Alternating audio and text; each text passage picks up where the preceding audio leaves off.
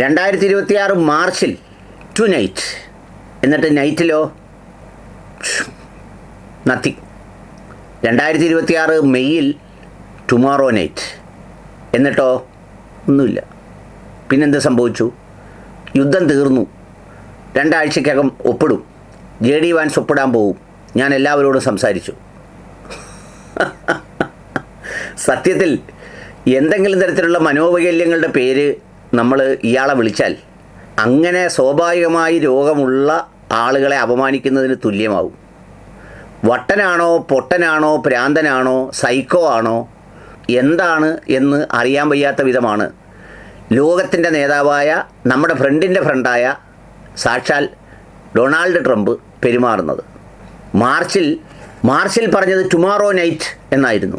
എന്ന് പറഞ്ഞാൽ നാളെ രാത്രി. ആ നാളെ രാത്രി ഒരു കാളരാത്രിയായിരിക്കും.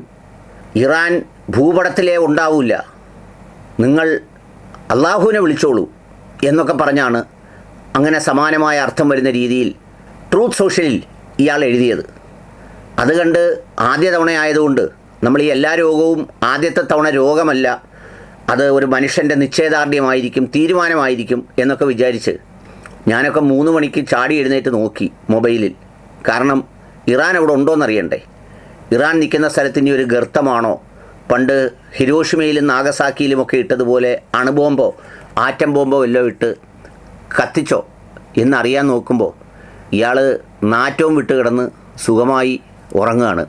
എന്ന് മാത്രമല്ല അതിലൊരു മറുത്തൊരെഴുത്തു കൂടിയുണ്ട്, പിൻവലിച്ചിരിക്കുന്നു. അത് പിൻവലിച്ചിരിക്കുന്നു. അവിടെ ഇനി അങ്ങനെ ഒരു സംഭവമില്ല. പിന്നീടോ അത് കഴിഞ്ഞ് ജൂൺ ആയപ്പോഴത്തേക്കും ടു നൈറ്റ് ആയിരുന്നു. ഇന്നലെ ടു നൈറ്റ്, ഇന്ന് രാത്രി tonight hard hitting will be done on Iran. ഇറാനിൽ ഹാർഡ് ഹിറ്റിംഗ് നടത്തിക്കളയും, ഇറാനെ ഭസ്മീകരിച്ച് കളയും, തവിട് പൊടിയാക്കും. പക്ഷേ ഇന്നലെ അതുകൊണ്ട് ആരും ഗൗരവമായി എടുത്തില്ല. എല്ലാവർക്കും ഇയാളെ അറിയാവുന്നതുകൊണ്ട് ഇതൊരു ചുക്കും ചുണ്ണാമ്പും സംഭവിക്കാനല്ലെന്നും യാതൊരു കാര്യവുമില്ലെന്നും എല്ലാവർക്കും ബോധ്യപ്പെട്ടതുകൊണ്ട് ഞാനും വലിയ മെനക്കെട്ട് ഒന്നും നോക്കാൻ പോയില്ല. പക്ഷേ നേരം വെളുത്ത് നോക്കിയപ്പോൾ ഒരു കോമഡി പടം കാണുന്ന പ്രതീതിയാണ്. Based on the fact that discussion with the Islamic Republic of Iran have been brought to the highest level of Iranian leadership and approved. അതായത് ഇസ്ലാമിക് റിപ്പബ്ലിക് ഓഫ് ഇറാനുമായി ഏറ്റവും ഉന്നത സ്ഥാനത്തുള്ള ഇറാനിയൻ നേതൃത്വവുമായി ചർച്ച നടത്തി അംഗീകരിച്ചിരിക്കുന്നു. I have, as President of United States of America, cancelled the scheduled strikes and bombings against Iran this evening. ഈ വൈകുന്നേരം നടത്താനിരുന്ന എല്ലാ വെടിവെപ്പും ബോംബിടലും കത്തിക്കുത്തും ഉന്തിയിടലും മണ്ണ് വാരിയെറിയലും പൂഴികടകനും എല്ലാം പ്രസിഡൻ്റായ ഞാൻ ഇതിനാൽ റദ്ദാക്കിക്കൊള്ളുന്നു. Discussions and final points have been in both concept and great detail approved by all parties involved, including United States, Israel, Saudi Arabia, UAE, Qatar, Turkey, Pakistan, Bahrain, Kuwait, Jordan, Egypt and others. ഇതിലെ കാര്യങ്ങളെല്ലാം ഞങ്ങൾ ചർച്ച ചെയ്തിരിക്കുന്നു.